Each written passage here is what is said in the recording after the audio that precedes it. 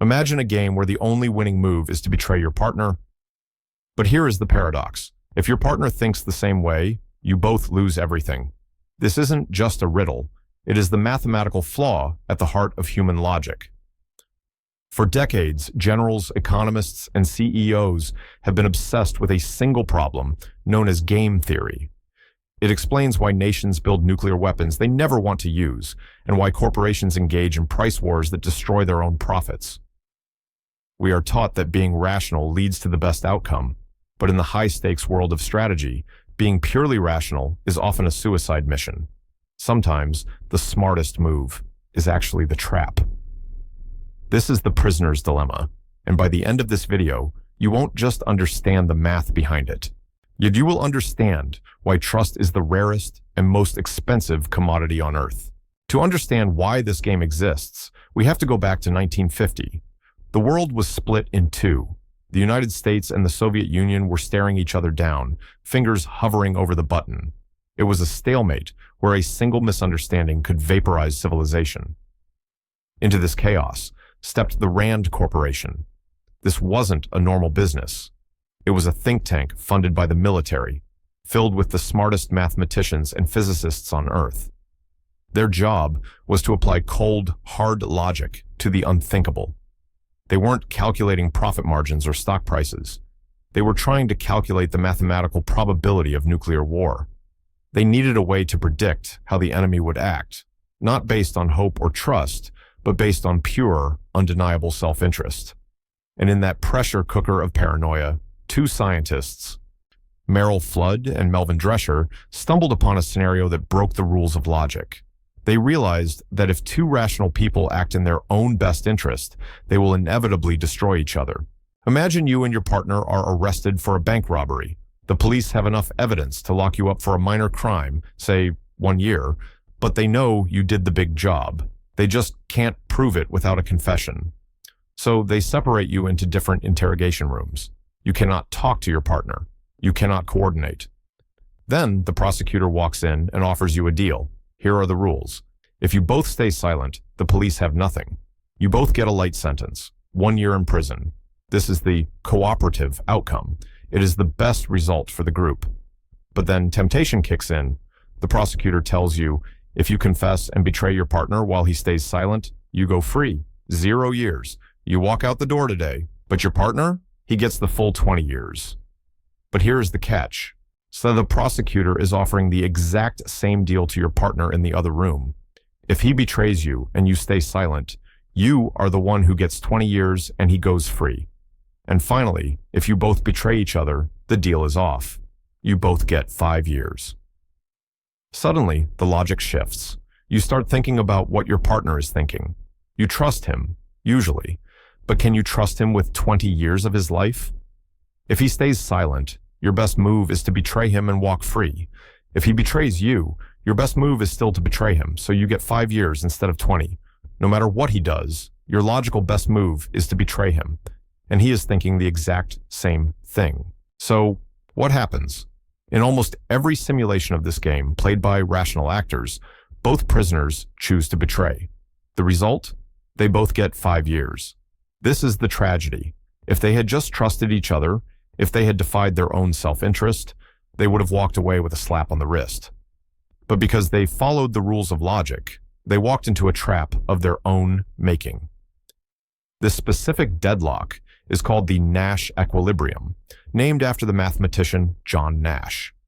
It describes a state where no player can improve their situation by changing their strategy, assuming the other player's strategy stays the same. It is a stable state, but it is a terrible one. It proves a frightening truth about our world. Individual rationality can lead to collective insanity. That being smart for yourself can mean being stupid for the group. And once you see this pattern, you stop seeing it as just a game. You start seeing it everywhere. Let's take this out of the prison cell and into the boardroom. Imagine two airlines. Let's call them Air Blue and Air Red. They fly the exact same route. A ticket costs $500.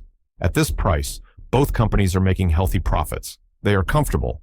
Then Air Blue gets an idea, a logical idea. The CEO thinks, If I cut my price to $400, I will steal all of Air Red's passengers. It seems like a smart, aggressive move to capture the market. But Air Red isn't stupid. They see the price cut and panic. To survive, they immediately match the price to $400 to win their customers back. The result? The passenger count hasn't changed. The market share is exactly the same as before. But now, both airlines are making $100 less on every single ticket. Logic dictates they should cut again. $300, then $200. And eventually they hit rock bottom. They are barely covering fuel costs. They have destroyed their own profit margins because they were too logical to trust each other. This is a price war, and it is just the prisoner's dilemma wearing a suit and tie.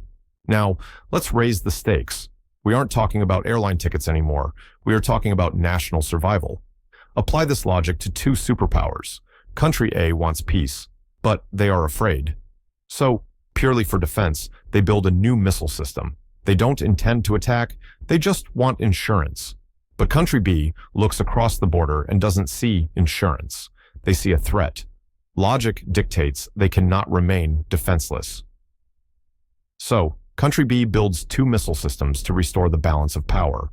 Now Country A panics. Their defensive shield is obsolete, so they build 3 missiles. Then Country B builds 4. This is the arms race. Both nations are now spending billions of dollars. Both nations are sitting on piles of doomsday weapons. And here is the irony. Neither side is safer than they were at the start. Which in fact, they are both in far more danger. They have spent their wealth to purchase their own insecurity. So, is there a way out? For decades, the math said no. If you follow pure logic, you are doomed to betray and be betrayed. But in 1980, a political scientist named Robert Axelrod realized there was a flaw in the original theory. The original prisoner's dilemma assumes you will never see the other person again. It is a one-time transaction. And in a one-time transaction, betrayal is the smart move. But that isn't how the real world works.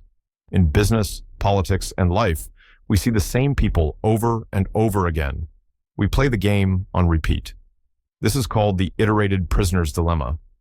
Axelrod wondered, does the strategy change if you know you have to face your opponent tomorrow? To find out, he didn't ask humans, he asked computers. Yet he organized a massive tournament and invited game theorists from all over the world to submit computer programs that would play against each other thousands of times. The submissions were complex. Some were aggressive, betraying constantly. Some were sneaky, lulling the opponent into trust before stabbing them in the back. But the program that won was shocking. The winner was the simplest code of all. It was called tit for tat. It had only 4 lines of code and operated on 2 simple rules. Rule 1, on the very first move, always cooperate, be nice. Rule 2, on every subsequent move, simply copy whatever your opponent did last time. If you hit me, I hit you back immediately.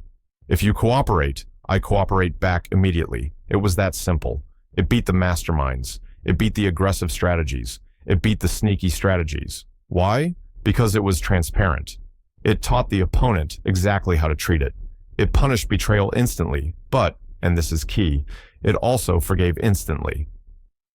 As soon as the opponent started cooperating again, tit for tat went right back to being nice. It didn't hold a grudge. This changed everything. It proved that you don't need a central authority or a police force to create cooperation. You just need a strategy that is firm, fair, and readable. We see this play out in the most unlikely place, the trenches of World War I. This was brutal warfare, kill or be killed. But in many sections of the Western Front, soldiers on opposing sides stopped shooting. They didn't sign a treaty. Their generals didn't order it. It happened spontaneously. A British soldier would fire a mortar, but he would intentionally aim it at an empty field behind the German lines. The Germans would notice this intentional miss. So they would fire back, and also miss. They were communicating. I can kill you, but I choose not to. If you choose not to kill me, we both live. This was the live and let live system. It was tit for tat in the mud. But the moment a new aggressive unit rotated in and fired a sniper shot that killed someone, the truce vanished instantly. The retaliation was brutal. The balance was broken. It proves that cooperation is fragile. It requires consistent signaling. Today, we see this dilemma playing out in ways that would terrify those original scientists. Look at the climate crisis. Every nation knows that cutting emissions is the cooperative move. If everyone does it, we all survive. But if country A cuts emissions while country B keeps burning cheap coal to boost their economy, country A loses money and power while country B gets rich. The logic of the prisoner's dilemma tells every nation, burn the coal, protect your own economy first. And so, we drift toward the collective bad outcome. Or look at social media. We all know that outrage and polarization are bad for society. But if a news channel decides to be calm and nuanced, while their competitor screams and clickbaits, the calm channel goes bankrupt. The algorithm rewards the defectors. The Nash equilibrium of the internet is a screaming match. The prisoner's dilemma is not a problem that can be solved. It is a mathematical reality that must be understood. It is the invisible current running beneath every trade war, every market crash, and every geopolitical standoff in history. From the trenches of World War I to the boardrooms of Wall Street, the game remains exactly the same. The only thing that changes are the players and the stakes.